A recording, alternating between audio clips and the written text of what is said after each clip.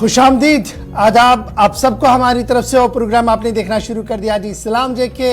मैं हूं आपका मेज़बान इशफाक गौहर। 2 मिनट की ताखीर के साथ, माजरत के साथ ही आपके सामने हाजिर खिदमत हुए हैं, इस उम्मीद के साथ कि 10 बजे तक आप हमारा साथ देंगे।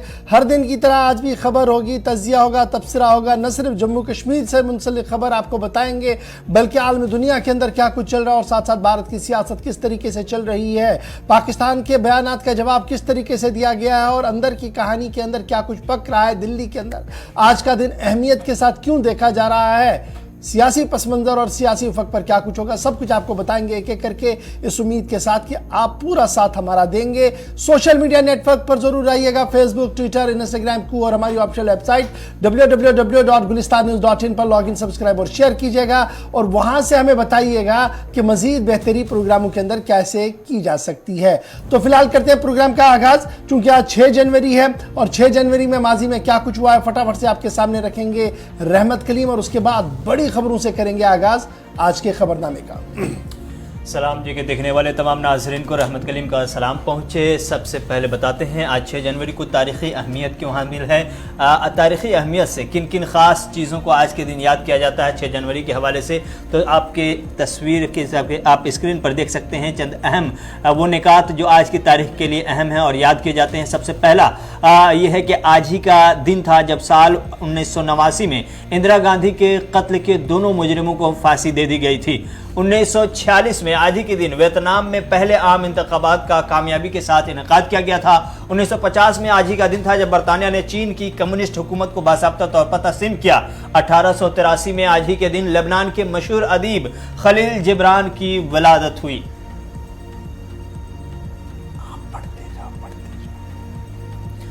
साल 2010 में आज ही के दिन दुनिया की बुलंद तरीन इमारत थी यानी बुर्ज खलीफा का इफ्तिताह कर दिया गया। 1842 में आज ही का दिन था जब बरतानवी और हिंदुस्तानी फौजियों की मुश्तरका दस्ते को काबुल से वापस लाने का फैसला किया गया। 1947 में आज ही का दिन था जब इंडियन नेशनल कांग्रेस कमेटी ने तकसीम हिंद के मसौदे को कबूल किया। और आज ही का दिन था 1929 में जब मदर टेरेसा भारत में गरीबों की मदद के लिए वापस कलकत्ता आई थी।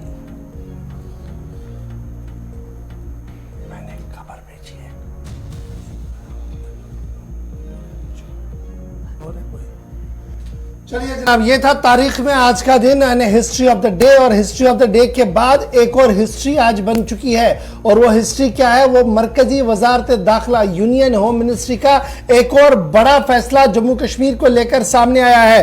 और यूनियन होम मिनिस्ट्री का जो बड़ा फैसला आया है वो आया है टीआरएफ और लश्कर के लिए। एक बार फिर मरकजी वजारत दाखिला ने यानी यूनियन होम मिनिस्ट्री ने बाज़ाब्ता तौर पर टीआरएफ नामी तंजीम को कलअदम करार दिया है, टेरर आउटफिट बता दिया है। यानी अब बाज़ाब्ता तौर पर ये टेरर आउटफिट है, टीआरएफ इसको उस जुमरे में रख दिया है।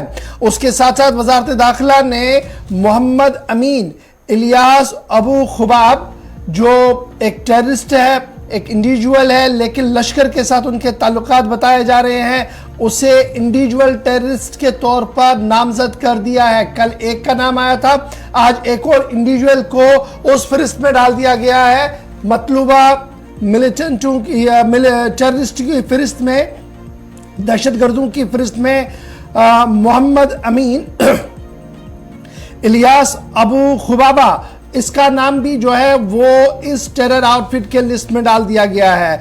और ये बात काबिल जिक्र है कि टीआरएफ नामी तंजीम पिछले 1.5 साल के दौरान काफ़ी ज़्यादा सरगर्म रही है और कश्मीरी पंडितों की हिलाकत, उनको धमकियां देना, सहाफ़ियों की धमकियों के मामलात और दीगर मामलात में टीआरएफ फोरफ्रंट पर रही है। जिसके बाद मरकजी वजारत दाखिला ने अभी तक का बड़ा एक और फैसला लेते हुए टीआरएफ को बाज़ाब्ता तौर पर अब टेरर आउटफिट जो है वो ऐलान कर दिया गया है। 2 अलहदा ऑर्डर जारी किए गए हैं और दोनों अलहदा ऑर्डरों के अंदर इस बात की वजाहत कर दी गई है कि यूएपीए कानून के तहत और मुख्तलिफ शिकों के तहत इन दोनों यानी टीआरएफ को और मोहम्मद अमीन इलियास अबू खुबाबा को टेररिस्ट ऐलान किया जाता है। मरकजी वजारत दाखिला की तरफ से, दाखिला वजारत की तरफ से यह साफ कर दिया गया है कि मोहम्मद अमीन जिसका कोड नाम अबू खुबाबा है, ये लश्कर तैयबा का मिलिटेंट है और जम्मू कश्मीर से इनका ताल्लुक है। लश्कर के कई हमलों में इनका साथ रहा है, कोऑर्डिनेट किया है और जम्मू के कुछ प्रोविंसेस में इसकी मौजूदगी का भी एहसास कई बार देखने को मिला था। और फिलहाल अब इन्हें बाज़ाब्ता तौर पर टेरर आउटफिट लिस्ट में डाल दिया गया, इंडिविजुअल लिस्ट में डाल दिया गया है। याद रखिएगा कि कल हुकूमत की तरफ से एक बड़ा फैसला लिया गया था। एजाज अहमद अहंगर, जिनका कोड नाम अबू उस्मान अल कश्मीरी है, जो अफगानिस्तान के अंदर है, उन्हें भी इसी तरीके से इंडिविजुअल टेररिस्ट के नाम का ऐलान जो था वह किया गया था, उस लिस्ट में डाल दिया गया था। और अब टीआरएफ को भी इसमें डाल दिया गया है।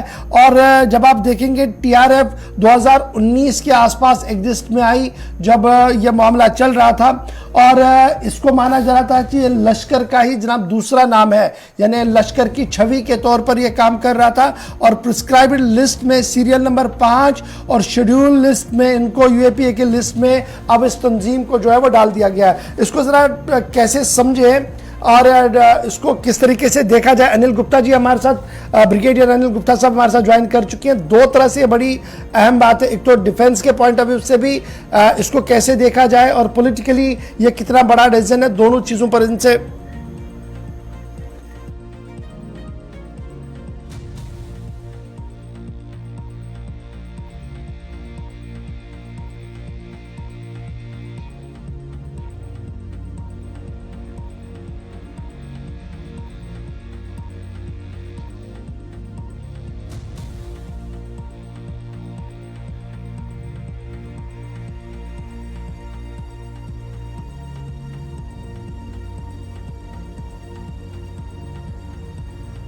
कर दिया है। साथ ही वजारत दाखिला ने टीआरएफ के कमांडर शेख सज्जाद गुल को भी गैर कानूनी सरगर्मियां रोकथाम यानी यूएपीए एक्ट के तहत दहशतगर्द करार दे दिया है। मरकजी वजारत दाखिला के नोटिफिकेशन के मुताबिक टीआरएफ दहशतगर्दी सरगर्मियों को आगे बढ़ाने, दहशतगर्दों की भर्ती, दहशतगर्दों की दरअंदाजी और पाकिस्तान से जम्मू कश्मीर में हथियारों और नशावर चीजों की स्मगलिंग के लिए ऑनलाइन जराये से नौजवानों। ब्रिगेडियर अनिल गुप्ता साहब हमारे साथ इस वक्त ज्वाइन कर चुके हैं। बहुत शुक्रिया जी ब्रिगेडियर साहब ज्वाइन करने के लिए। बड़ा इंपॉर्टेंट ये है, दो तरह से आपका व्यू पॉइंट लेंगे। एक तो पॉलिटिकली ये कितना बड़ा डिसीजन है और डिफेंस की आई से इस तरीके से टीआरएफ को अब प्रिस्क्राइब लिस्ट में या टेररिस्ट लिस्ट में डालना, इसके क्या माने हैं और किस तरीके से इसको देखा जाए। देखिए, शुक्रिया गौहर। नाजरीन जानते होंगे कि ये जो टीआरएफ है, द रेजिस्टेंस फोर्स, ये 2019 में जब धारा 370 हटी थी उसके बाद में एग्जिस्टेंस में आई थी और तभी से इसको लश्कर तैयबा का एक मुखौटा समझा जा रहा था। दो कारण थे। मजबूरी थी पाकिस्तान और आईएसआई की कि उस वक्त पाकिस्तान के ऊपर एफएटीएफ की तलवार लटकी हुई थी और पाकिस्तान नहीं चाहता था कि कश्मीर के अंदर जो वारदात होते हैं दहशतगर्दी से, उससे पाकिस्तान का नाम जुड़े। तो इसलिए उन्होंने इसे एक लोकल टच देने की कोशिश की और टीआरएफ करके एक तंजीम खड़ी की जो कि दुनिया की नजरों में ऐसा लगे कि एक लोकल तंजीम है। लेकिन बड़ी जल्द ही पाकिस्तान का जो प्लान था वो नाकामयाब रहा और पूरी दुनिया को ये मालूम हुआ कि ये एलईटी का ही, लश्कर तैयबा का ही एक मुखौटा है। और किस प्रकार इन्होंने गड़बड़ी की टीआरएफ के नाम के ऊपर, आप अच्छी तरह जानते हैं। हाल ही में इन्होंने कश्मीरी माइग्रेंट एम्प्लॉयज की हिट लिस्ट, पहले टारगेटेड किलिंग्स और हर प्रकार का जो काम है, चाहे सोशल मीडिया के ऊपर जहर उगलना, लोगों को ब्रेन वॉश करना, रिक्रूटमेंट के लिए तैयार करना, ये सारे काम टीआरएफ जो है वो यहां पर कर रहा था। इसलिए बहुत ही एक मैं कहूंगा अहम और जरूरी फैसला जो सरकार ने लिया है और इसे हमें सबको वेलकम करना चाहिए, ताकि एक और टेररिस्ट ऑर्गेनाइजेशन जो है वो डिक्लेयर हुई है, यूएपी के शेड्यूल में उसको शामिल किया गया है। लश्कर तैयबा पहले से ही थी। तो इससे अब जो जहां तक डिफेंस फोर्सेस का सवाल है, सिक्योरिटी फोर्स का सवाल है और सरकार का सवाल है, तो उससे फायदा ये होगा कि जब आप एक तंजीम को आप टेररिस्ट आउटफिट डिक्लेयर करते हैं तो आप उसकी प्रॉपर्टीज को अटैच कर सकते हैं, उसकी प्रॉपर्टीज को सीज कर सकते हैं, उसके खिलाफ कोई भी कार्रवाई कर सकते हैं, किसी प्रकार का ऑपरेशन चला सकते हैं, कोई उसमें कानूनी अड़चन नहीं होती है।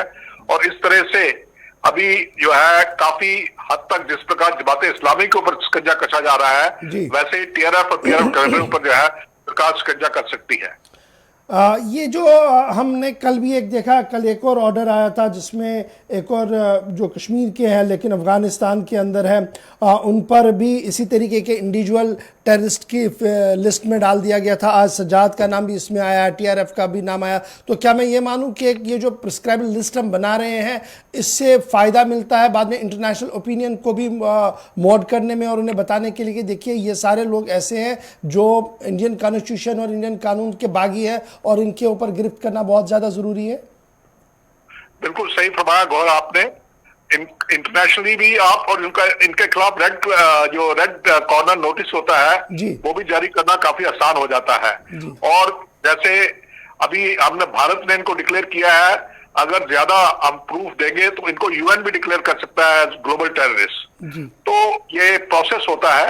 इस प्रोसेस की जो बिगनिंग है वो पहले जिस मुल्क के होते हैं बशिंदे उनको डिक्लेयर करना पड़ता है। और जो अबू खबैब को कल किया गया, इंडिविजुअल टेररिस्ट डिक्लेयर किया गया, वो भी एक बहुत बड़ी वो है, क्योंकि अब अबू खबैब के जो भी रिश्तेदार हैं, जो उसकी प्रॉपर्टीज हैं यहाँ पर, उनके सबके खिलाफ कार्रवाई हो सकती है। अबू खबैब आप जानते होंगे कि बड़ी देर से इन्फिल्ट्रेशन करने में मदद कर रहा है, खासकर जम्मू खित्ते के अंदर। और तो इस तरह से इस प्रकार की जो कार्रवाइयां सरकार कर रही है, मेरी नजर में ये बहुत ही अहम है। और कुछ लोग सवाल उठा रहे हैं कि इतनी देर क्यों लगी TRF को डिक्लेयर करने में। तो मैं सिर्फ इतना कहना चाहूंगा कि इन सब चीजों में प्रोसेस और प्रोसीजर्स होते हैं जो कि टाइम कंज्यूमिंग है। इतनी जल्दी नहीं किया जाता, क्योंकि जब वो किसी इस प्रकार का काम करते हैं और किसी को डिक्लेयर करते हैं तो उसके लिए आपके पास काफी पुख्ता सबूत होने चाहिए। तो सब काम करने के बाद ही ये डिक्लेयर किया जाता है। तो इसलिए देर आए दुरुस्त आए। ब्रिगेडियर अनिल जी, एक सवाल मेरा ये भी है, इससे पहले भी कई तंजीमों को, कई ऑर्गेनाइजेशन को बैन किया गया, दहशतगर्द करार दिया गया, कई मिलिटेंट को। सवाल ये है कि इसका ज़मीन पर कितना असर पड़ता है? क्या इनकी एक्टिविटीज़ में कोई कमी आ जाती है? क्या इनके हाथ पांव बंध जाते हैं या फिर ये सब कागजी कार्रवाई होती है? बिल्कुल नहीं, ये कागजी कार्रवाई नहीं है। आप देख रहे हैं कि किस प्रकार जमात इस्लामी के ऊपर शिकंजा कसा जा रहा है। जमात इस्लामी भी अनलॉफुल ऑर्गेनाइजेशन डिक्लेयर की गई थी इसी प्रोविजन के तहत। इसी तरह से जैसे अब लश्कर तैयबा है, लश्कर तैयबा को जब से टेररिस्ट ऑर्गेनाइजेशन डिक्लेयर किया हुआ है तो उसकी कोई भी अकाउंट्स नहीं चल सकते, जहां पर उनके सारे अकाउंट सीज कर दिए जाते हैं। कोई बैंकिंग फैसिलिटी नहीं मिलती है उनको। हवाला ट्रांजैक्शन में भी अगर वो पकड़ा जाता है उनके साथ डील करते हुए तो उसके खिलाफ कार्रवाई की जा सकती है। तो इस प्रकार से कानूनी एक प्रोविजन हो जाती है और सहूलियत हो जाती है इनके खिलाफ कार्रवाई करने के लिए। बहुत बहुत शुक्रिया ब्रिगेडियर अनिल गुप्ता जी, अपनी बात रखने के लिए और सरकार की जानिब से अपना मौक़िफ़ रखने के लिए। सरकार की जानिब से जो कार्रवाई की गई है उसमें सीधे तौर पर जो कार्रवाई है वो ये बता रही है कि MHA ने बाज़ाब्ता तौर पर नोटिफिकेशन जारी कर दिया और TRF पर पाबंदी लगा दी है। वज़ारत दाखिला की जानिब से जो नोटिफिकेशन जारी की गई है उसमें लश्कर तैयबा के कमांडर का भी नाम है, जिसको बाज़ाब्ता तौर पर दहशतगर्द करार दिया गया है और TRF के कमांडर सज्जाद गुल को भी दहशतगर्द करार दे दिया गया है। तो ये एक बड़ी खबर आ रही थी होम मिनिस्ट्री से, जिसने एक और बड़ा फैसला लिया है।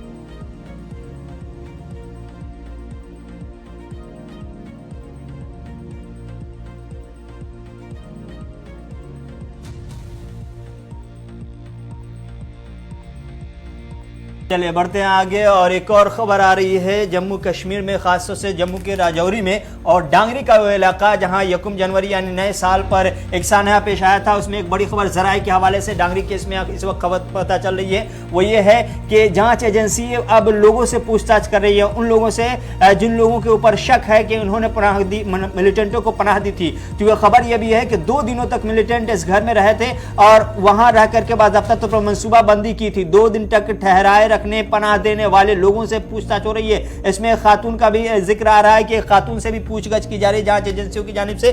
तो जांच एजेंसी इस पूरे मामले पर एक तरफ जहां मुतहरिक है, वहीं जरा के हवाले से हमें खबर मिल रही है कि डांगरी के मामले में इस वक्त इस पूरे अमल में बाज़ाब्ता तौर पर जांच एजेंसी भी मुतहरिक नजर आ रही है। और खबर है कि 2 दिन तक मिलिटेंट इस एरिया में घर में रहा है और शक जो जांच एजेंसियों को जा रही है, उस शक की बुनियाद पर बाज़ाब्ता तौर पर कार्रवाई आगे बढ़ती हुई नजर आ रही है और सवालात पूछे जा रहे हैं। खातून है, उससे भी सवालात पूछे गए हैं, कुछ और लोग हैं जिनसे सवालात पूछे जा रहे हैं। और कि मिलिटेंट जो 2 दिन तक वहां ठहरा रहा, उसे खाने का इंतजाम कैसे किया गया, पानी और दीगर चीजें जो लवाजमात होती है रोजमर्रा की, वो सब किसने कैसे सपोर्ट किया, इन तमाम हवालों से बाज़ाब्ता तौर पर पूछताछ चल रही है। यानी कि जांच एजेंसी काफी मुतहरिक नजर आ रही है। इस वक्त ये अहम और बड़ी खबर डांगरी मैसेकर, जहां पर नौजवानों को बेरहमी के साथ कत्ल कर दिया गया था, उसमें इंटेलिजेंस और इन्वेस्टिगेटिंग एजेंसीज का जॉइंट एफर्ट्स आगे बढ़ रहा है। आपको याद होगा कि कौमी तहकीकाती एजेंसी भी वहां पर पहुंची थी।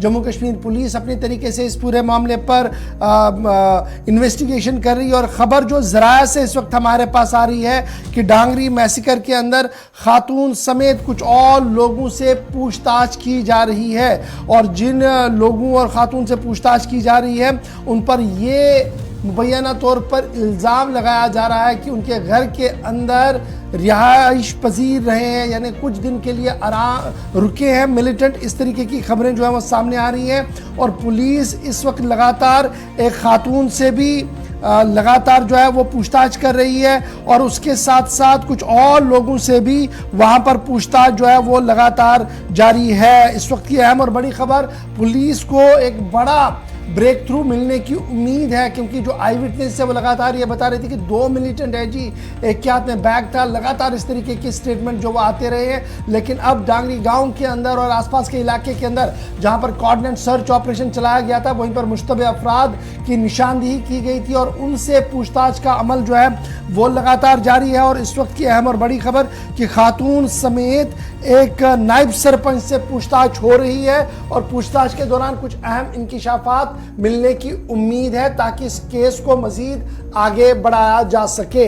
याद रखिएगा, डांगरी के मामले पर जहां ऑलरेडी इन्वेस्टिगेशन चल रही है, वहीं पर मरकजी वजारत दाखिला और जम्मू कश्मीर इंतजामिया ने अकलियती फिरके के तहफ़्फ़ुज़ के लिए मजीद इजाफी कुंभक कल वहां पर रवाना कर दिए थे।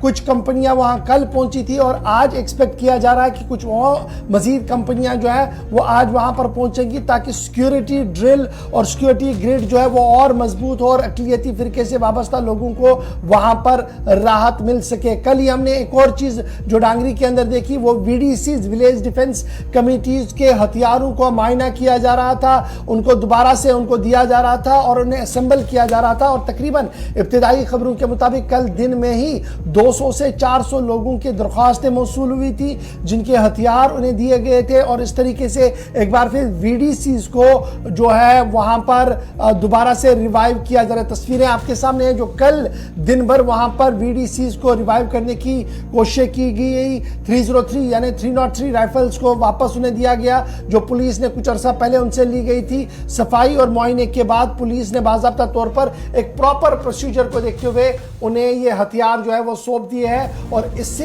एक छोटी सी राहत इस इलाके के लोगों को इसलिए भी होगी क्योंकि उन्हें ये लग रहा है कि अगर इस तरीके के हमले हुए तो वापस कार्रवाई के तौर पर VDC जो है वो काम कर सकती है। बहरहाल खबर ये कि इन्वेस्टिगेशन पार्ट भी चल रहा है, कुछ लोगों से पूछताछ भी चल रही है, सिक्योरिटी डिप्लॉयमेंट वहां बढ़ा दिया गया है और साथ साथ विलेज डिफेंस कमेटियों के हथियारों को भी वापस दिया गया है। तो याद रखिएगा, जब हम विलेज डिफेंस कमेटियों की बात कर रहे हैं तो महबूबा मुफ्ती भी कल मैदान में आई थी, जिन्होंने विलेज डिफेंस कमेटियों को हथियार वापस देने पर सवाल उठाते हुए भारतीय जनता पार्टी को कटहरे में खड़ा करते हुए यह साफ कर दिया था कि दरअसल अपनी नाकामियों को छुपाने के लिए इस तरीके के मंसूबों को अमली जामा पहनाया जा रहा है। और दूसरा ये कि आर्मी और सिक्योरिटी एजेंसीज ने जो बड़ा काम आज तक किया है उसको पानी की नज़र क्यों किया जा रहा है, उसे सही तरीके से हैंडल किया जाए ताकि रियासत के अंदर जो सूरत हाल बन रही है, इस सूरत हाल पर काबू पाया जा सके। बहरहाल ये खबर थी जनाब इस वक्त की दूसरी बड़ी अहम खबर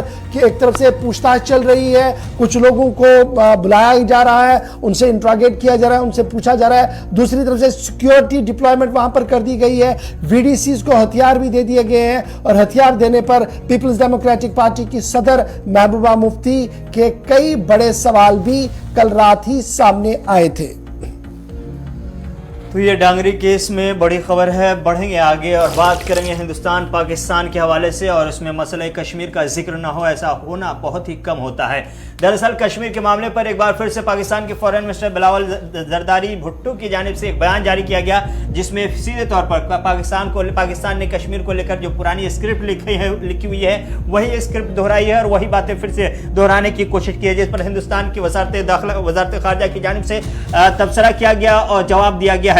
कश्मीर पर बिलावल भुट्टो ने जो बयान दिया था उस पर बाज़ाब्ता तौर पर जवाब आ गया है और वजारत खारजा की जानिब से यानी एमईए की जानिब से कल प्रेस कॉन्फ्रेंस करके इस पर जवाब दिया गया और कहा गया कि जम्मू कश्मीर भारत का अभिन्न अंग है, यानी अटूट हिस्सा है। और जो 370 को लेकर के पाकिस्तान बार बार प्रोपेगेंडा फैला रहा है और दुहाई दे रहा है 370 पर, यह बात वाज़ेह है कि 370 हिंदुस्तान के आईन का अंदरूनी मामला है, इसमें पाकिस्तान का कुछ भी नहीं है और ना ही ये किसी तरह से बायलेटरल है। आईन का मामला है और हिंदुस्तान के आईन का मामला है, इसलिए खालिस आईनी मामले में पाकिस्तान का कूदना, पाकिस्तान का बोलना ये बेतुका बयान है और इसको किसी भी अंदाज में खातिर में नहीं लिया जाना चाहिए था। ये पाकिस्तान के वजीर खारजा बिलावल भुट्टो जरदारी की तरफ से जारी करदा बयान के बाद बाज़ाब्ता तौर पर यह जवाब दिया गया है। आपको बता दें कि जम्मू कश्मीर के मामले को लेकर के पाकिस्तान में हर तीसरे दिन, हर तीसरे हफ्ते, हर तीसरे महीने कोई ना कोई बयान, कोई ना कोई इस तरह के प्रोपेगेंडा स्क्रिप्ट सामने लाई जाती है और एक बार फिर से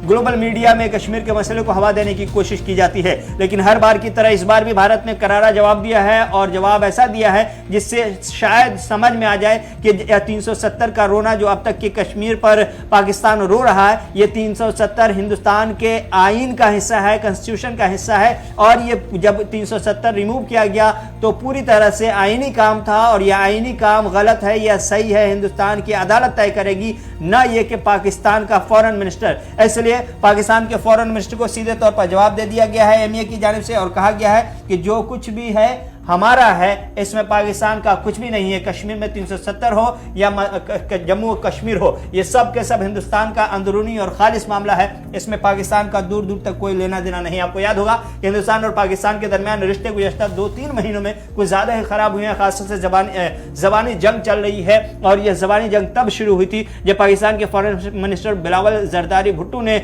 वज़ीर-ए-आज़म नरेंद्र मोदी को लेकर के नाज़ेबा तबसरा किया था और गैर पार्लियामेंटेरियन तबसरे के बाद हिंदुस्तान की जानिब से मुनासिब अंदाज में जवाब दिया गया। उसके बाद से मुसलसल इस तरह के बयानात आते रहे, फिर बीच में न्यूक्लियर यानी जौहरी हथियार का जिक्र आ गया और वहाँ के सरफिर मिनिस्टर की जानिब से जौहरी हथियार से हमले करने की बात तक कह दी गई। तो ये सारी चीज़ें चलती रही, यानी पिछले 2-3 महीनों में देखें तो कश्मीर को लेकर, जम्मू कश्मीर को लेकर पड़ोसी मुल्क है पाकिस्तान जो मुसलसल प्रोपेगेंडा फैलाता रहा है। अब जो उम्मीद लगाई जा रही थी कि जो रिजीम चेंज हुआ है, जो नई हुकूमत आई है, शायद इमरान खान की हुकूमत में जो हिंदुस्तान के साथ रिश्ते बहाल नहीं हो सके थे, शहबाज शरीफ की हुकूमत में बहाल हो जाएं, ऐसी उम्मीद लगाई जा रही थी। लेकिन जिस तरह की चाल, जिस तरह की हरकतें, जिस तरह का बयान पाकिस्तान के फॉरेन मिनिस्टर की जानिब से जारी किया गया है या दिया जाता रहा है, वो सब के सब बता रहा है कि नहीं पाकिस्तान इस मूड में है कि हिंदुस्तान के साथ बेहतर रिश्ते शुरू किए जाएं और ना ही हिंदुस्तान बहुत ज़्यादा पाकिस्तान के बयानात को या पाकिस्तान को खातिर में लेता नजर आ रहा है।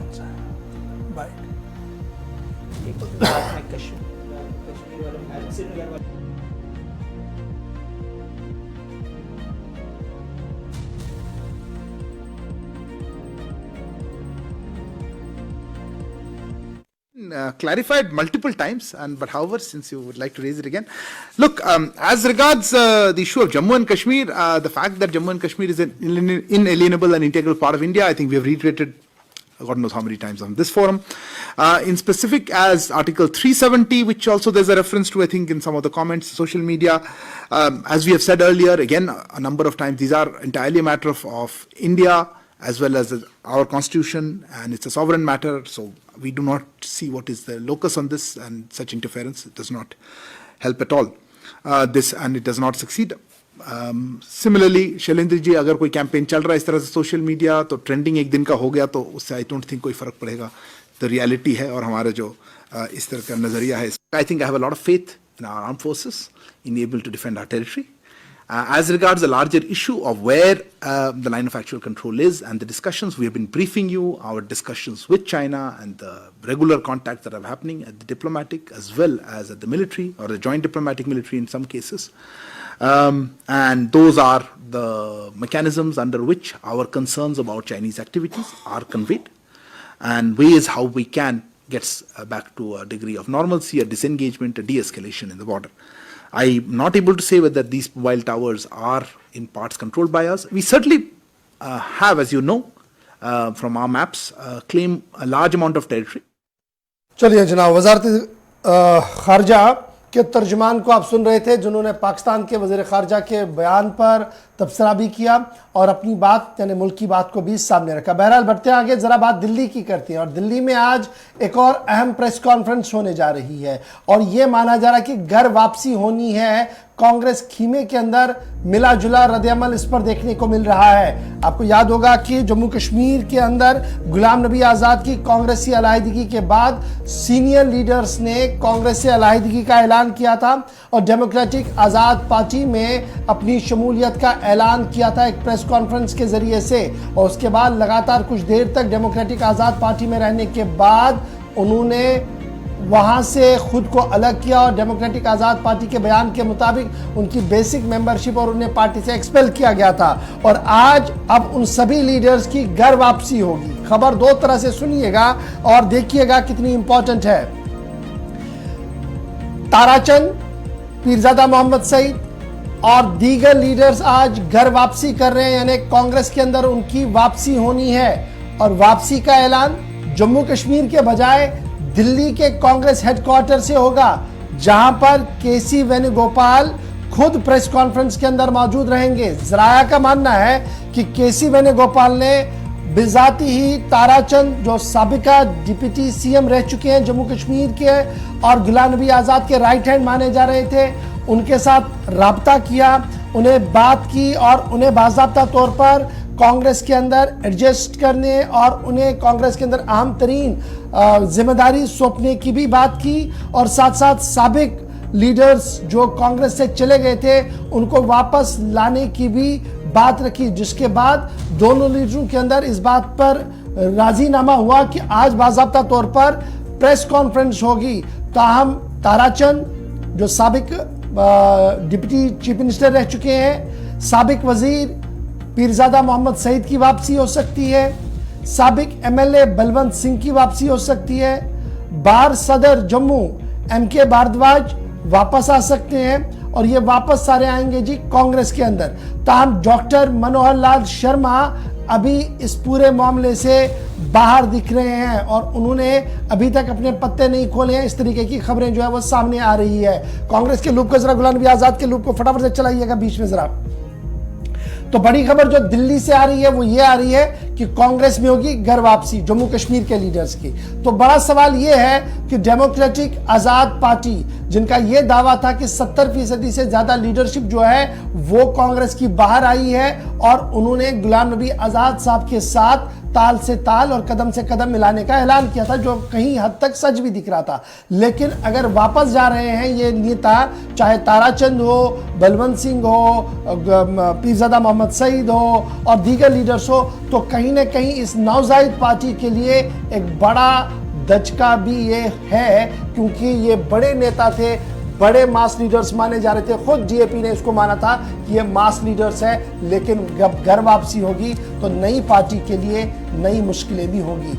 इधर डीएपी के ज़राया क्या कुछ कह रहे हैं. डीएपी के ज़राया का ये मानना है कि कुछ अहम तरीन मामलों पर नहीं बन पाई, यानी कोकरना की कॉन्स्टिट्यूंसी को लेकर फैसला लेना था तो आज़ाद साहब शायद फैसला प्रॉपरली नहीं ले पाए हैं। इसी तरीके से ताराचंद को अकोमोडेट और प्रॉपर फैसला लेना था, उनकी कॉन्स्टिट्यूंसी को लेकर नहीं ले पाए। तो ये कुछ इंटरनल इश्यूज थे जहां पर लीडर्स को लगा कि वो डीएपी में सेट नहीं हो रहे हैं, फिट नहीं हो रहे हैं। अच्छा यह है कि वो अपनी पेरेंट पार्टी में वापस चले जाए, और केसी वेणुगोपाल ने एक बीच का रास्ता लेते हुए इन सभी लीडर्स को वापस लाने की बात कही। और बताया जा रहा है कि आज बाकायदा तौर पर दिल्ली के अंदर जो है वो प्रेस कॉन्फ्रेंस होगी, और जब प्रेस कॉन्फ्रेंस होगी तो वकार रसूल वानी जो सदर पीसीसी है जम्मू कश्मीर के, वो वहां पर मौजूद रहेंगे।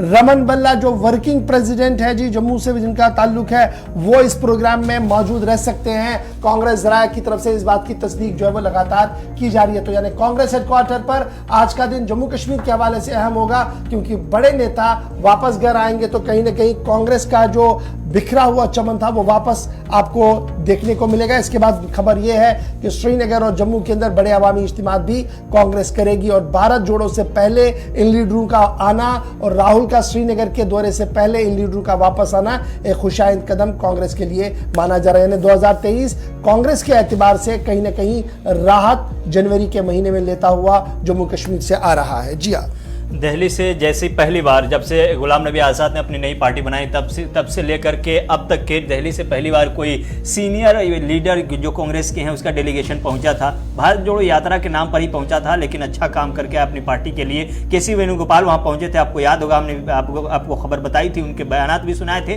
केसी वेणुगोपाल वहां भारत जोड़ो यात्रा के लिए जरूर गए थे, लेकिन जोड़ के अपनी पार्टी भी आए हैं। और खबर यह है कि न सिर्फ गुलाम नबी आज़ाद को छोड़कर कांग्रेसी लीडरान, साबिका कांग्रेसी लीडरान फिर से कांग्रेसी बनने जा रहे हैं, बल्कि 2-3 नाम बीजेपी के भी हैं जो कठुआ से आ रहे हैं। वहां भी जो म्यूनिसिपल कॉर्पोरेशन में, म्यूनिसिपल कमेटी में है, वहां से भी 2-3 नाम ऐसे आ रहे हैं जो बीजेपी के रहनुमा हैं, वो भी कांग्रेस का दामन थामने वाले हैं। तो धीरे धीरे जम्मू कश्मीर में जो ये उम्मीद लगाई जा रही थी, या अंदेशा जाहिर किया जा रहा था कि गुलाम नबी आज़ाद के जाने के बाद कांग्रेस बेदम हो गई है, वो जान कुछ हद तक वापस आती दिखाई दे रही है। लेकिन पिछले दिनों हमने एक खबर की थी जिसकी गुलाम नबी आज़ाद ने भी तरदीद की थी, सलमान निजामी ने भी तरदीद की थी, चूंकि इन दोनों को ही वोकल ज्यादा देखा गया है इस पार्टी में। तो फौरी तौर पर जो तरदीद की गई थी गुलाम नबी आज़ाद के हवाले से, चूंकि गुलाम नबी आज़ाद को भी वापस लाने की कोशिश की जा रही है। 3 मेंबरान की कमेटी कांग्रेस ने बनाई हुई है, जिसमें बाज़ाब्ता तौर पर हमने आपको कई उस वक्त के जो वाकयात हुए थे वो हमने बताया था कि ग्रुप 23 जो थी उसमें से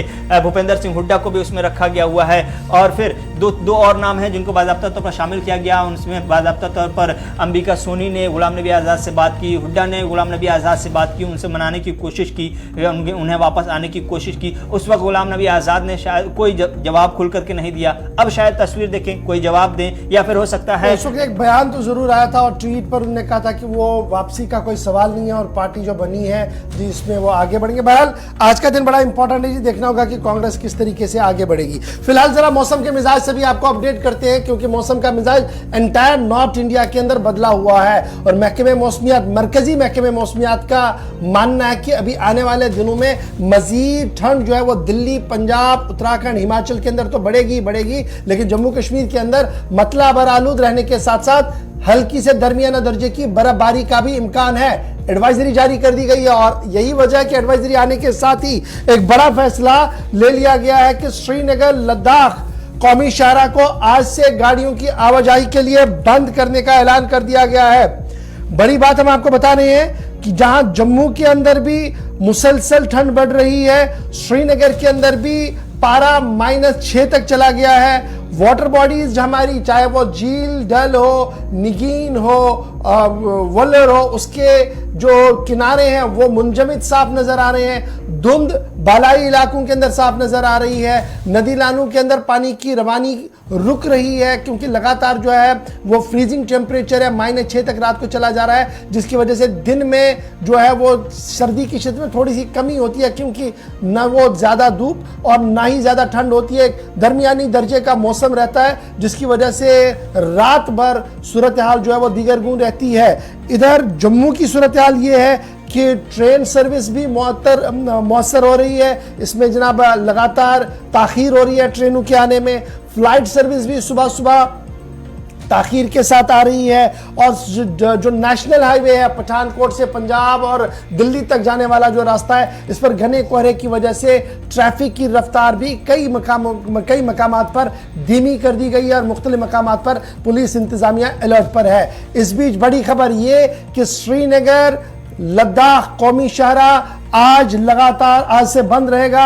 मौसम एडवाइजरी आने के बाद यह बड़ा फैसला जो है वो ले लिया गया है। तो बड़ी बात यह है कि बीआरओ ने लगातार एक काम किया कि आज तक जनवरी की 6 तारीख तक इस शाहराह को ऑन रखा। शायद माजी में इस तरीके का बहुत कम मिसाल देखने को मिला है। बीआरओ ने जिस तरीके से काम किया, तस्वीरें भी है जी, अगर जल्दी से वो चला सके हम श्रीनगर लद्दाख कौमी शाहराह की, जो थोड़ी देर पहले हमारे पास आई, और सीधे चलेंगे सलीम वानी गांधरबल के पास, उनसे जानने की कोशिश करेंगे कि क्या कुछ बीआरओ करने जा रही है। सलीम, अपडेट कीजिएगा, क्या कुछ ताजा तरीन तफसीलात है आपके पास? खबर यह है कि आज से बाज़ाब्ता तौर पर कौमी शाहराह जो लद्दाख का है उसे रोक दिया जाएगा, क्योंकि एडवाइजरी कल से बाज़ाब्ता तौर पर मौसम बदलने की है, बर्फबारी की है। और इस बीच इंतजामिया ने आज ही फैसला लिया कि कौमी शाहराह पर गाड़ियों की आवाजाही अब रोकी जाएगी, क्योंकि जोजिला, कैप्टन मोड़ और आसपास के इलाकों के अंदर जिस तरीके की फिसलन है उसको देखते हुए।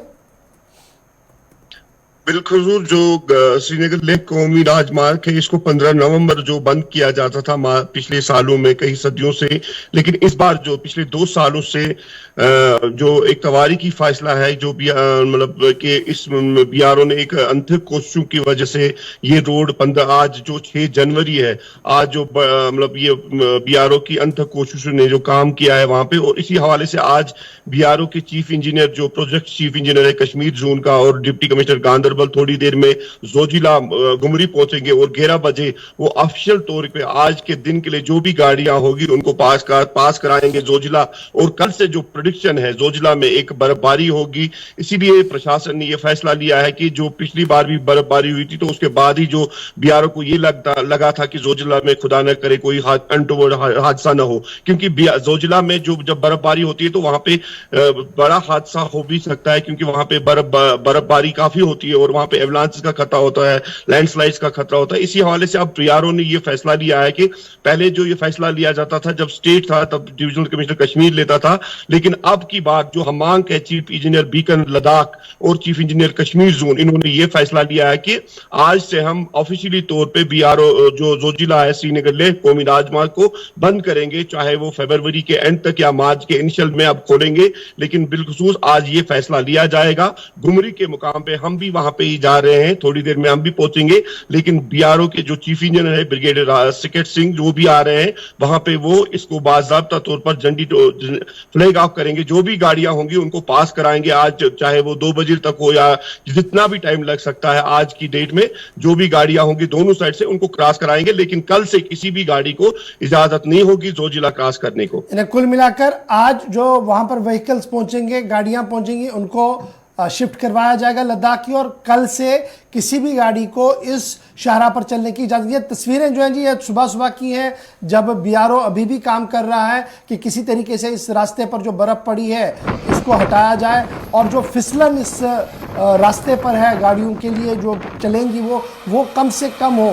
तो बीआरओ अपने काम में लगा हुआ और अंततक कोशिशें बीआरओ की रही कि आज तक ये रास्ता जो है वो चलता रहे। चूंकि अभी जो थोड़ी देर पहले मुझे ऑफिशियली कन्वे किया जा रहा है जी, वो मगरिबी हवाओं का असर बैक वक्त आज से ही देखने को मिलेगा जी। 2 back to back western disturbances होंगी जी, जिसका असर एंटायर जम्मू कश्मीर और लद्दाख के अंदर जो है वो देखने को मिलेगा। चूंकि आज 6 तारीख है, मतला अबर आलूद रहेगा, हल्की से दरमियाना दर्जे की बर्फबारी, बारिश या बर्फबारी कुछ इलाकों के अंदर जो है वो आज देखने को मिलेगी, मैदानी और पहाड़ी इलाकों के अंदर। लेकिन कल के हवाले से खबर ये है कि मतला बरालूद रहेगा और बर्फबारी के इम्कानात काफ़ी ज़्यादा है, और रात से ये बर्फबारी होगी। हो सकता है आज रात से ही ये बर्फबारी हो, वरना ये भी अंदाज़ा है कि मगरिबी हवाओं का असर जिस तरीके से बन रहा है तो 7 तारीख की दरमियानी शब से बर्फबारी का असर जो है वो आपको एंटायर जम्मू कश्मीर और लद्दाख के अंदर देखने को मिल सकता है। 8 तारीख को लाइट मॉडरेट रेन और स्नोफॉल जो है कई इलाकों के अंदर, कश्मीर के अंदर भी होगा, करगिल के कुछ इलाकों के अंदर होगा, जम्मू के बालाई इलाकों के अंदर हो सकता है, यानी जो अब हम ऊपर वाले बेल्ट्स देखते हैं, और लेह के अंदर बड़ी बर्फबारी की उम्मीद जो है वो लगाई जा रही है जी। 8 तारीख को इस तरीके का मौसम मिजाज जो है वो बताया जा रहा है। 9 तारीख के हवाले से भी एडवाइजरी जारी कर दी गई है और यहां पर यह कहा जा रहा है कि 9 तारीख को भी जम्मू कश्मीर समेत लद्दाख और करगिल के बालाई इलाकों के अंदर बर्फबारी हो सकती है, मतला अबर आलूद रहेगा और धुंध की वजह से कौमी शाहराहों पर सफर करना काफी मुश्किल हो सकता है। और ओवरऑल अगर आप देखेंगे तो 10 तारीख के हवाले से भी, यानी आज से लगातार 10 तारीख तक का जो उम्मीद लगाई जा रही है वो यही है कि वक्फे वक्फे से बर्फबारी होगी, बारिशें होंगी और जिसकी वजह से मौसम का मिजाज जो है, ये जो यकबस्ता हवाएं हैं, इसमें कहीं ना कहीं फर्क जो है वो देखने को मिल सकता है। अगले 24 घंटों के लिए बालाई इलाकों के अंदर रहने वाले लोगों के लिए भी एडवाइजरी जारी कर दी गई है कि वो एहतियात से काम लें। तेज हवाएं जहां चलें तो वहां पर बहुत ज्यादा एहतियात बरतने की अपील जो है वो महकमे मौसमियात और दीगर इदारों की तरफ से की गई है। तो ये जनाब सफर का हाल था। लद्दाख अब आप नहीं जाएंगे बाई रोड, जाना होगा तो बाई एयर जा सकते हैं, लेकिन श्रीनगर जम्मू कौमी शाहराह पर गाड़ियों की रवानगी लगातार जारी है। मौसम का मिजाज जब तक साथ देगा तब तक गाड़ियों की रवानगी चलती रहेगी। अगर मौसम का मिजाज बदला तो हम आपको जरूर अपडेट करेंगे कि श्रीनगर जम्मू कौमी शाहराह की सूरत हाल क्या कुछ है। मौसम के मिजाज के बाद अब जरा हुकूमत के एक और बड़े और अहम फैसले की ओर आपकी तवज्जो मबजूल करवाते हैं। बल्दियाती इदारे और बल्दियाती इदारों के अंदर कामकाज को बेहतर, मुतहरिक, फाल बनाने के लिए हुकूमती सतह पर कई इकदाम उठाए जा रहे हैं। और अब एक नया फैसला जो हुकूमत की तरफ से लिया गया है वो ये है कि अब इवेलुएट किया जाएगा, यानी अब हर एक म्युनिसिपलिटी को एक दूसरी म्युनिसिपलिटी के साथ जो है वो इवेलुएट किया जाएगा और देखा जाएगा कि बेहतर कारकर्दगी किस म्युनिसिपलिटी ने की है एंटायर जम्मू कश्मीर के अंदर। और 132 इंडिकेटर्स रखे गए हैं इवेलुएट करने के लिए, परफॉर्मेंस के लिए, सभी म्युनिसिपलिटीज के लिए। इसमें एक बड़ी बात कि प्रॉपर्टी टैक्स और रिफॉर्म्स को लेकर एक बड़ा रूम रखा गया है, यानी प्रॉपर्टी टैक्स अब म्युनिसिपल कमेटियां जो है वो लेंगी। और इस सिलसिले में बाज़ाब्ता तौर पर आपको याद होगा कि 2022 में हुकूमत ने एक बाज़ाब्ता तौर पर सर्कुलर जारी किया था। अब इस बार प्रॉपर्टी टैक्स कितना वसूल करेंगी कमेटियां, ये मुनस्सर करेगा। 132 इंडिकेटर में अहम तरीन इंडिकेटर के तौर पर इसे भी रखा गया है। साथ साथ जो भी बल्दियाती इदारा बेहतर कारकर्दगी करेगा उसको मजीद माली मावनत भी दी जाएगी, क्योंकि सरकार ने पहले ही 200 करोड़ रुपया housing and urban development department को दे दिया है। और उन्हें यह कहा गया है, उनसे यह कहा गया है कि जो भी बल्दियाती इदारा, म्युनिसिपल कमेटी, म्युनिसिपल कॉरपोरेशन, आपके नज़र में इस जो इंडक्टर्स खड़े किए गए हैं इनमें जो सबसे टॉप होंगे उन्हें मजीद माली मावनत दी जाए ताकि वो बेसिक इंफ्रास्ट्रक्चर को और ज्यादा बेहतर बनाया जा सके। जल्दी जल्दी से हम श्रीनगर चलेंगे जहां से हिलाल मेरे साथ ज्वाइन करेंगे।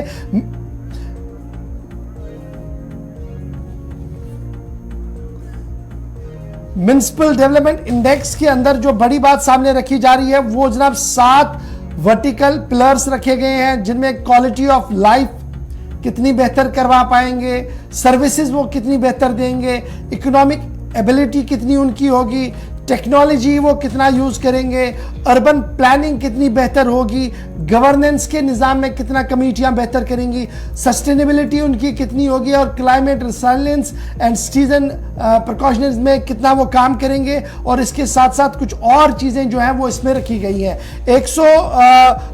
ये जो 132 इंडिकेटर्स हैं उनमें इस साल के लिए बड़ा एक अहम फोकस ये भी है कि आईटी इंफ्रास्ट्रक्चर कितना डेवलप कर पाएंगी अर्बन लोकल बॉडीज और किस तरीके से वो रिबूट करेंगे अपने पूरे निज़ाम को और चलाएंगे ई गवर्नेंस के निज़ाम पर ताकि आम लोगों को भी फायदा मिल सके। फिलवक्त 21 सर्विसें ऐसी हैं जो ऑनलाइन दी जा रही हैं। मजीद क्या कुछ करना होगा, हार्डवेयर सॉफ्टवेयर को किस तरीके से और मैन पावर को किस तरीके से और बढ़ाना होगा, इस पूरे मामले पर अब काम सौंपा गया है जी म्युनिसिपल कमेटीज को। तो आप ये देखिएगा जितने भी बल्दियाती इदारे हैं उन्हें फाल, मुतहरिक, बेहतर बनाना है और उसके लिए आपसी जो एक इम्तिहान है और एक दौड़ लगा दी गई है कि कौन सी यूबीएल सबसे बेहतर होगी। उसमें बाज़ाब्ता तौर पर सरकार की तरफ से परफॉर्मेंस इवेलुएट करने के लिए एक निज़ाम मुतारफ कराया है जिसको इतलाक 1 तारीख से कर दिया गया है और ये बड़ा इंपॉर्टेंट है जी। इसमें मैंने आपके सामने कुछ डिटेल्स रख दी है।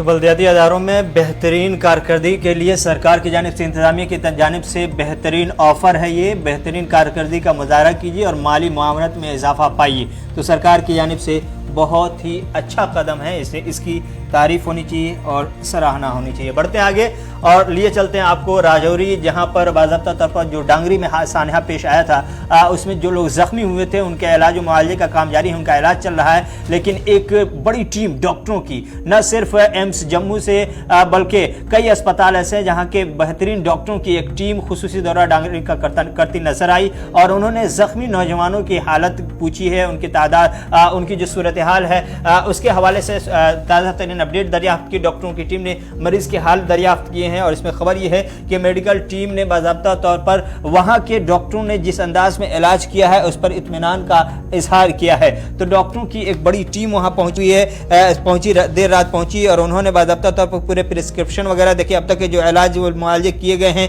जो अद्वियात चलाई गई हैं, जो सूरत हाल है मरीजों का, उन तमाम सूरत हाल को देख करके इत्मीनान का इजहार किया और साथ ही साथ ये भी कहा कि बेहतरीन यहाँ पर इन्हें सहूलियात फराहम की जाए। ये तस्वीरें तब की हैं जब डॉक्टरों की एक टीम वहाँ पहुँचती है और बाज़ाब्ता तौर पर जायजा लेती है। ये बड़ा इंपॉर्टेंट है। ये डॉक्टर्स कौन है, तो अपने नाजरीन के लिए हम बताते चले कि 8 डॉक्टरों की टीम एम्स से जो जम्मू के अंदर है वो है, श्री माता वैष्णो देवी जो नारायणा सुपर स्पेशलिटी अस्पताल कटरा के अंदर है उनके डॉक्टर हैं, एस्कॉम के डॉक्टर जम्मू के हैं, मिलिट्री अस्पताल के डॉक्टर हैं। उन्होंने कल मुश्तरका तौर पर रात देर गए विज़िट किया जी जीएमसी जम्मू, जहां पर वो पेशेंट ज़ेर इलाज है जो मिलिटेंटों के हमले का शिकार बने और उनसे डोंगरी मामले के अंदर जो लोग ज़ख्मी हुए थे उनके इलाज मुआवजे के हवाले से जो है वो मुकम्मल तफसीलात ले ली और उन्हें एश्योर किया कि जो कुछ उन्हें दिया जा रहा है, जिस तरीके का इलाज मुआवजा जीएमसी के अंदर किया जा रहा है वो सही तरीके से हो रहा है और अगर ज़रूरत पड़ी तो डॉक्टरों की टीम वहाँ पर आकर मज़ीद इलाज मुआवजा भी करेगी। ताम डोंगरी के अंदर ज़ख्मी हुए नौजवान जो ज़ेर इलाज है उनके जो लवाकीन वहाँ पर मौजूद थे, उनके जो अटेंडेंट्स वहाँ पर मौजूद थे, उन्होंने डॉक्टरों की आमद का जहाँ शुक्रिया अदा किया वहीं पर उम्मीद जाहिर की कि डॉक्टर बेहतर से बेहतर तिबी सहूलियात वहाँ पर उन्हें देंगे। रात देर गए क्या कुछ डॉक्टरों की टीम ने कहा है, ज़रा फटाफट से इसको भी सुन लेते हैं। जो अभी पेशेंट अब 23 ईयर ओल्ड जिसका गन शॉट हुआ था, जिसको कल लेके आए हैं, वो फिलहाल the best treatment possible is being given right now और कंडीशन जो है it is a little critical but I am sure with the treatment slowly things will come in place. This is what this the thing and anything else that you would like to add? Anil doctor ऐसा patient के साथ जैसे जो manage किया गया है बहुत ही अच्छे तरीके से बेस्ट पॉसिबल जो है वो किया गया, जो हमने देखा सारा डिटेल। लेकिन अनफॉर्चुनेटली जो इंजरीज जो हैं वो काफ़ी सीरियस इंजरीज हैं। इन इंजरीज की वजह से मल्टीपल ऑर्गन डिसफंक्शन, जैसे अलग अलग ऑर्गन जो हैं बॉडी के इन्वॉल्व हुए हैं, जैसे किडनी का फंक्शन डिरेंज हो गया हुआ है, इन्फेक्शन जो थी, जो इंटेस्टाइन पंचर थी वो उससे सारा वो इन्फेक्शन फैल गई है। बीच में कार्डिक क्रैश हुआ, जब आए थे थोड़े दिन के बाद कार्डिक क्रैश उससे ब्रेन पे भी शायद थोड़ा इफेक्ट पड़ा हुआ है। तो मल्टीपल ऑर्गन, लंग का कंटूजन हुआ हुआ है, लंग जो है वो ठीक से नहीं काम कर रहे, वेंटिलेशन, उसके लिए ट्रीटमेंट जो चाहिए वो तो सारा चल रहा है। अब उसके लिए आउटकम है क्या होगा that we can nobody can say, but he continues to be very sick, but treatment जो पॉसिबल है वो तो सर एयरलिफ्ट करने के बाद जब तक जहाँ लाया गया 1 से 1.5 दिन हो गया, अब तो क्या कुछ में सुधार जो है? देखो सुधार अभी मैं नहीं कह सकता सुधार उसमें हुआ, बिकॉज उसके बाद तो कॉम्प्लिकेशन क्या होता है, बड़ी बात जब इन्फेक्शन कोई होती है ना उसका इफेक्ट 2-3 दिन के बाद ही ऐसे आता है। वो वैसे ही हुआ है, उस पर पंक्चर हुआ, इन्फेक्शन थी, सर्जरी की गई, लेकिन वो इन्फेक्शन का इफेक्ट थोड़े दिन 2-3 दिन के बाद पूरा जब आता है उसमें ये सारे प्रॉब्लम। अटेंडेंट्स के द्वारा आरोप लगाए गए दो, देखिए मैं उसमें कमेंट नहीं कर पाऊंगा, लेकिन मेरी जो अटेंडेंस हमें ये बता रहे हैं कि they are fully satisfied with, और वो बहुत ही जो हमें बताया उन्होंने कि हमारे साथ बहुत ही अच्छे तरीके से इनका इलाज हो रहा है। इतना अच्छा इलाज हमें नहीं कर ऐसा एक्चुअली जब ये मरीज वहाँ से शिफ्ट होने थे तो प्रोएक्टिव मैनेजमेंट पॉसिबल इसलिए हुई कि हमें पहले ही संदेश आ गया कि एक सिक पेशेंट आ रहे हैं, तो हमने 2 ICUs में इसलिए बेड रख दिया कि मेडिकल प्रॉब्लम है कि सर्जिकल है, और सारे डॉक्टर्स कंसल्टेंट्स पहले ही इनको पेशेंट को टाइमली मैनेज करने के लिए थे, कोई एक सेकंड भी वेस्ट नहीं हुआ। अनफॉर्चुनेटली पेशेंट बहुत सिक थे, उनका बीपी और पल्स रिकॉर्डेबल नहीं था, शॉक में बोलते हैं मरीज था उस टाइम। डॉक्टर्स ने टाइमली रिससिटेट कर लिया, 2 पॉइंट्स ब्लड के भी दे दिए और फिर इनको 6:30 बजे कार्डियक अरेस्ट हुआ, यानी बिल्कुल दिल इनका काम करना बंद हो गया। उसके बाद ज़रूरत समझी गई, आईसीयू में इनको इंट्यूबेट कर दिया गया, यानी हम इसको आर्टिफिशियल वो जो देते हैं रेस्पिरेशन उसमें, क्योंकि अब ये सामने आया है कि बहुत सारी इंजरीज़ हुई हैं। जब ऐसा कोई हादसा अनफॉर्चुनेट हो जाता है तो इंजरीज़ में इनकी अंतड़ियाँ भी उसमें इंजरी हुई है, लंग में हुई है। जो लंग ट्यूब हमने डाली 700 सीसी, उसमें से हेमरेजिक फ्लूइड अंदर था, उसके बाद हम उम्मीद करते थे, लेकिन कार्डियक अरेस्ट हुआ, मल्टीपल प्रॉब्लम्स, मल्टीपल इंजरीज़, तो ये अनफॉर्चुनेट है। आज इनकी एक्यूट किडनी इंजरी की वजह से हमने डायलिसिस भी किया। सारे डॉक्टर्स अपनी पूरी कोशिश कर रहे हैं, सारे पैरामेडिक्स भी कर रहे हैं। भावुकता में कुछ आप जैसा बता रहे हैं हमारी डॉक्टरों का रिएक्शन भी आप सुन रहे थे कि किस तरीके से डोंगरी के अंदर जख्मी हुए अफराद का इलाज मुआवजा चल रहा है, क्रिटिकल पोजीशन भी है, लेकिन पुरुमीद भी डॉक्टर है कि बहुत जल्द वो रूबत सेहत भी होंगे। और यही वजह कि कल टीम ऑफ डॉक्टर जो मुख्तलिफ अस्पतालों की थे वो जीएमसी आए थे, उन्होंने आज खुद इसका मुआयना भी किया था। फटाफट से बढ़ते आगे, जब जम्मू की बात आ रही है तो आपको बताते चले कि जम्मू के अंदर एक और कमेटी का ऐलान कर दिया गया है, क्योंकि शेर Kashmir university of agriculture science and technology Jammu के लिए नए वाइस चांसलर के इंतखाब और नए वाइस चांसलर के चुनने के हवाले से कमेटी को हरी झंडी दे दी गई है। और नई कमेटी के कन्वीनियर डायरेक्टर जनरल ICAR मुकर्रर कर दिए गए हैं सर्च कमेटी के, और सर्च कमेटी को असिस्ट करेंगे जी रजिस्ट्रार शेर Kashmir university of agriculture science and technology Jammu. यह बात काबिल जिक्र है कि जनवरी के 15 तारीख तक JP सिंह साहब जो है वो उनकी मियाद मुलाजमत है, और प्रोफेसर JP शर्मा साहब जो है वो जनवरी 15 के बाद रिटायर हो रहे हैं। इसलिए सरकार पहले ही स्कॉस्ट जम्मू के लिए नए VC के इंतखाब के हवाले से सर्च कमेटी को हरी झंडी दे दी गई है। और इस सर्च कमेटी के अंदर, जहां मैंने पहले ही कहा कि director general ICAR as a convener के तौर पर काम करेंगे, रजिस्ट्रार स्कॉस्ट जो है वो सेक्रेटरी असिस्टेंट्स के तौर पर कमेटी को काम करेंगे, और ये सारी रिपोर्ट्स इसके अंदर मजीद जो नॉमिनेटेड मेंबर्स सरकार की तरफ से किए गए हैं उनमें फाइनेंशियल कमिश्नर अतुल डल्लू साहब, doctor Arvind Kumar deputy director general ICRISAR Telangana ये मेंबर के तौर पर रहेंगे। और अब ये अपना काम मुकम्मल करने के बाद लेफ्टिनेंट गवर्नर एडमिनिस्ट्रेशन को अपना फैसला सुनाएंगे कि शॉर्ट लिस्ट किन लोगों को किया गया और कितने लोगों ने अप्लाई किया था। इसके बाद बढ़ते हैं जी आगे, बात तालीम की हो रही है तो बात जरा उस्तादों की भी करें आपके सामने, क्योंकि उस्तादों की खबर करना बहुत ज़्यादा ज़रूरी है, और उस्तादों के लिए खबर बहुत ज़्यादा ज़रूरी है, क्योंकि सरकार की तरफ से वेरिफिकेशन प्रोसेस को शुरू कर दिया गया है। उस्ताद जो ऑलरेडी अपने फराइज अंजाम दे रहे हैं, लेकिन उन्हें नेक्स्ट प्रमोशन के लिए जाना है, उससे पहले उनकी डिग्रियों की जांच की जा रही है, और पोस्ट ग्रेजुएट टीचर्स की डिग्रियों की जांच के लिए बाज़ाब्ता तौर पर हुकूमत की तरफ से हुक्मनामा जारी कर दिया गया है।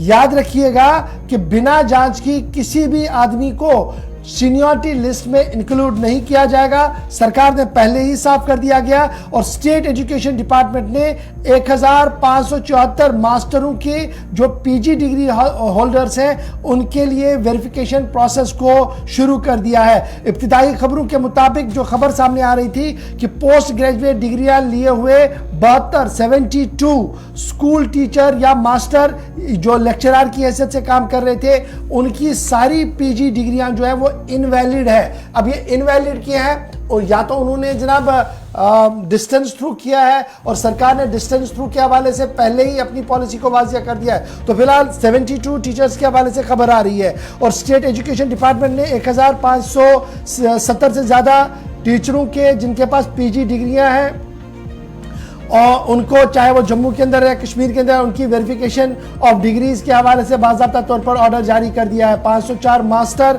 जिन्होंने ऑब्टेन किया PG degree in mathematics, 860 master जो PG डिग्री लेकर जूलॉजी में है, 210 मास्टर जिनकी डिग्री बॉटनी के अंदर है, इनकी सबकी जांच होनी, और इस सिलसिले में हुकूमती सतह पर जो है वो फैसला लिया गया है।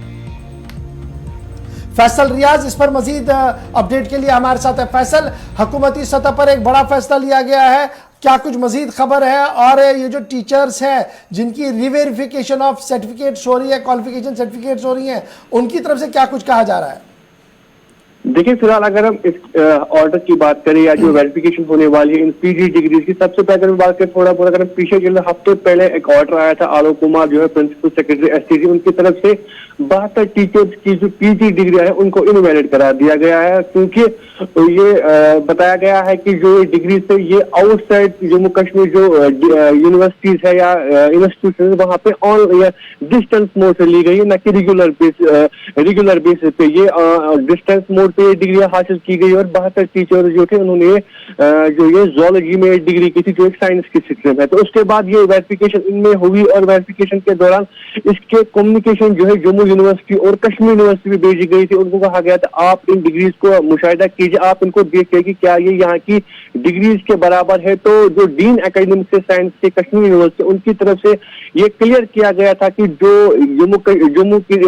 जम्मू यूनिवर्सिटी की जो डिग्री है एमएससी है या कश्मीर यूनिवर्सिटी की जो एमएससी डिग्री है, ये डिग्री जो बाहर से लाई गई है ऑनलाइन डिस्टेंस मोड से या हम कह सकते हैं कि डिस्टेंस मोड से जो लाई गई है, ये यहाँ की डिग्री के बराबर नहीं है, क्योंकि इसके लिए साइंस स्ट्रीम है, इसके लिए प्रैक्टिकल जो एक मेन पार्ट होता है, उसके साथ जो फील्ड प्रैक्टिकल होता है वो भी एक मेन पार्ट होता है, जो कि इन डिग्रीज में जो है लैकिंग है, इन डिग्रीज में वो नहीं है। ऐसा ही कम्युनिकेशन जो है जम्मू यूनिवर्सिटी की तरफ से भी आया था और श्रीनगर जो कश्मीर यूनिवर्सिटी वहां की तरफ से भी सेम रद्द अमल जो है इन डिग्रीज पे आया था। तो फाइनली गवर्नमेंट को ये करना पड़ा, ये 72 ये असातिज़ा इनकी जो है प्रमोशन रोकनी पड़ी, इनको लेक्चरर्स के लिए प्रमोट करना था, ताहम इनको फिर वापस अपनी ही पोस्ट पे रखा गया। तो इसी ज़माने में एक बार फिर से स्कूल एजुकेशन डिपार्टमेंट की तरफ से ऑर्डर आया है कि जिन्होंने भी डिस्टेंस मोड से डिग्री हासिल की, खासकर साइंस में एनवायरमेंटल साइंस हो, जूलॉजी हो, इसके साथ साथ मैथमेटिक्स हो, तो इनमें करीबन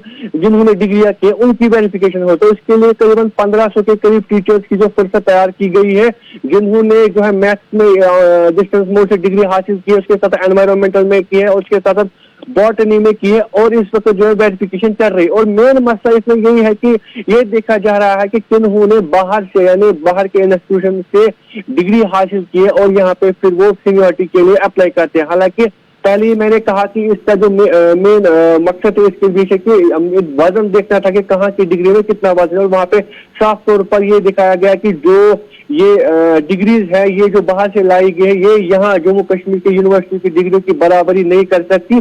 तो इसी हवाले से वेरिफिकेशन अब स्टार्ट हो चुकी है। अब जैसी वेरिफिकेशन खत्म होगी, रिपोर्ट्स आई, उसके बाद ही पता चल सकता है कि किस तरीके का रद्द-अमल सामने आए। फिलहाल जो मकसद है इन वेरिफिकेशन का वो यही है कि जो डिग्रीज बाहर से लाई गई है वो यहाँ की डिग्री की बराबरी नहीं कर सकते, उनमें उतना वजन नहीं है जो कश्मीर यूनिवर्सिटी की एमएससी में है या जम्मू यूनिवर्सिटी की एमएससी में। तो फिलहाल 1500 के करीब टीचर्स की जो लिस्ट तैयार की गई है, अभी वेरिफिकेशन जारी है, जिन्होंने डिग्री हासिल कर ऑनलाइन डिस्टेंस मोड डिग्री हासिल करके अब वो सीनियरिटी के लिए अप्लाई कर रहे हैं। हमारे साथ फैसल ज्वाइन करने के लिए। ये तो एक खबर थी कि जनाब डिग्रियां रिवेरीफाई होंगी, लेकिन इसके साथ साथ एक और डिग्री भी वेरीफाई होगी और वो होगी जी डिस्चार्ज सर्टिफिकेट्स। एक और बात मैं आपके साथ अपडेट करूं कि सरकार ने रात देर गए एक बड़ा फैसला लिया, और ये फैसला लिया कि जो स्कूल लीविंग डिस्चार्ज सर्टिफिकेट्स मुलाजमीन की तरफ से दी गई हैं मुख्तलिफ मकामात पर, उन्हें रिवेरीफाई किया जाएगा। और स्पेशली 2014 के सैलाब के बाद जो कुछ भी डिस्चार्ज सर्टिफिकेट दी गई है या आग में जो लगी गई है, कहीं स्कूल जले थे उसके बाद उन्होंने कुछ डिस्चार्ज सर्टिफिकेट बनवा कर लाई हैं, उन्हें रिवेरीफाई किया जाएगा। Principal secretary to government education department Alok Kumar की तरफ से बाज़ाब्ता तौर पर रिवेरिफिकेशन और verification of genuine school leaving और डिस्चार्ज सर्टिफिकेट्स के हवाले से जो है वो बात कही गई है। और इस सिलसिले में भी 6 रुकनी कमेटी का क़याम अमल में लाया गया है, और ये 6 रुकनी कमेटी जो है इसकी सरबराही director of school education Kashmir करेंगे, और उनके साथ 5 मजीद मेंबर रहेंगे, जिनमें joint director SCERT, deputy director academic board of school education, deputy director M जो डिपार्टमेंट ऑफ लॉ डिपार्टमेंट जो, और उसके बाद लॉ ऑफिसर होंगे जी director of school education Kashmir के, चीफ एजुकेशन ऑफिसर श्रीनगर होंगे। और ये सेंक्शन अकॉर्ड किया गया कि 6 नफरी कमेटी जो है ये एग्जामिन करेंगी, एथेंटिसिटी को चेक करेंगी कि स्कूल लिविंग सर्टिफिकेट जो जेन्युइन है या नहीं नहीं है, स्पेशली 2014 सैलाब और जो भयानक आग कई स्कूलों के अंदर लगी है, उसके बाद इनकी वेरिफिकेशंस भी होंगी। एक तरफ से वो वाली वेरिफिकेशन चलेगी, दूसरी तरफ से उन क्लास 4th के उस्तादों क्लास 4th के लिए भी वेरिफिकेशन का प्रोसेस चलेगा जिन्होंने अभी तक ये सर्टिफिकेट जमा करवाई है। छोटा सा ब्रेक होगा जी, यहाँ पर ब्रेक के उस पार आएंगे तो आपको बताएंगे कि जम्मू कश्मीर का मौसम बदल रहा है और इस बदलते मौसम ने स्पोर्ट्स को भी कहीं ना कहीं दचका पहुंचाया है। कहां पर यह दचका पहुंचा बताएंगे छोटे से ब्रेक के बाद।